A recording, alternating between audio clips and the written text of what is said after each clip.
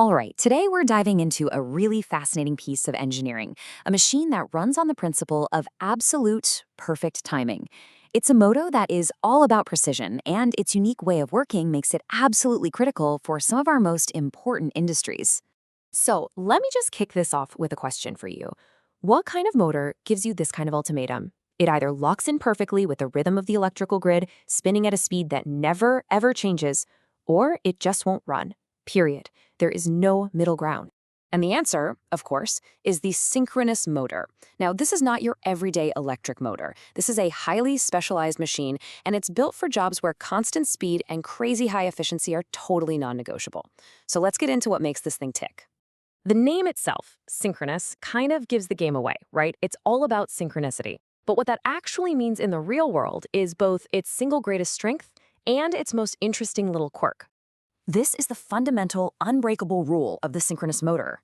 Its speed is literally locked to the frequency of the power supply. So if you've got a 50 hertz supply, it's gonna run at one specific RPM, and that's it. It doesn't bog down or slow down when you put a load on it, not like other motors. It either powers through the load at that exact speed, or the whole thing just shuts down. So how in the world does it pull off this incredible feat of timing? Well, the secret is this powerful, invisible connection between its two main parts. It's a concept we call the magnetic lock. Okay, let's break this down. First, you've got the stationary part, the stator. We feed it three-phase AC power, and that creates this magnetic field that starts spinning at a perfectly constant speed. Just picture a rotating magnetic wave inside the motor. Then you have the part that actually spins, the rotor. We feed it DC power, which basically turns it into a big, powerful electromagnet, like a bar magnet with a fixed north and south pole. And here, in step 3, is where the magic happens. We get that rotor spinning almost up to speed, and then bam, its magnetic poles get grabbed by the stator's spinning field, they lock together, and that forces the rotor to spin in perfect, beautiful sync. This magnetic lock is the absolute heart and soul of how this motor works. It's this invisible but incredibly powerful magnetic handshake that makes sure the rotor simply cannot fall out of step with that rotating field as long as it's running within its limits. But here's a really cool detail. That magnetic lock, it isn't perfectly rigid. It's got a little bit of flex to it.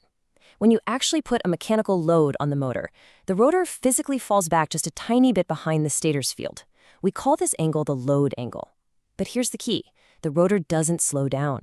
It just lags behind a little. The magnetic lock holds tight, and the speed stays exactly the same. And this analogy just illustrates the idea perfectly. Imagine you've got two pulleys connected by a rubbery shaft. They're both spinning at the same average speed, right? But if you put a heavy load on that second pulley, the shaft itself is going to twist a little bit. That angle of twist in the shaft, that is exactly like the load angle in the motor. It's a measure of the work being done, but the RPM of both pulleys stays identical. So you've got this wild combination of rock-solid constant speed and this flexible magnetic link, and that gives the synchronous motor some seriously cool abilities that other motors just can't even touch. So you might be wondering, how does this stack up against the workhorse you find everywhere, the induction motor? Well, when you put them side by side, the differences are pretty huge. An induction motor's speed drops when you load it up. The synchronous motor's speed is constant. But the really crucial difference is the power factor. An induction motor's is pretty much fixed, but with a synchronous motor, you can actually adjust it. And that, as we're about to see, is a massive advantage. Okay, so let's recap its superpowers. First, that dead steady speed is a must-have for things like paper mills where you need insane precision. Second, and this is a big one, by tweaking the DC power to its rotor, you can make a synchronous motor operate with a leading power factor. This means it can actually cancel out the inefficient lagging power factor from all the other machines in a factory.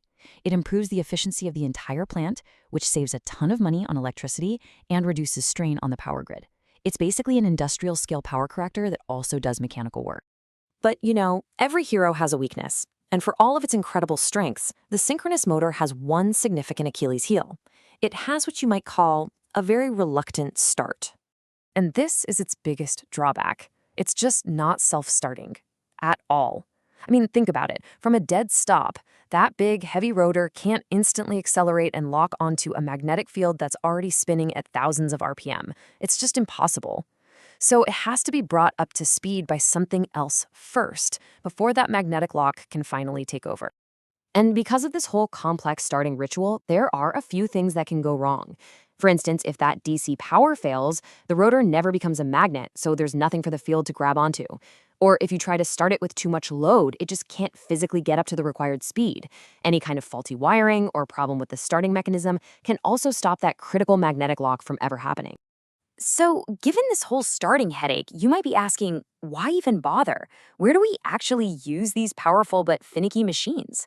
Where is their unique skill set so important that it's worth the trouble? You find them at the heart of heavy industry.